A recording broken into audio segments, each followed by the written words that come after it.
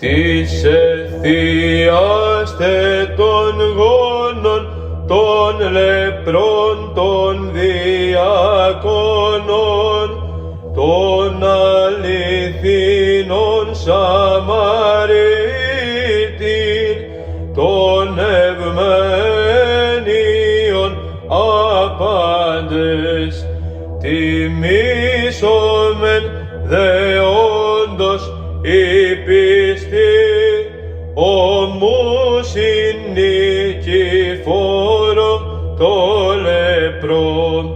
ον αιώρα και μετέωρον ενικτή, και ευλαβώς βοήσομεν, χέρις ο διοράσει κοσμηθείς, χέρις νοσούντων ιάσεις,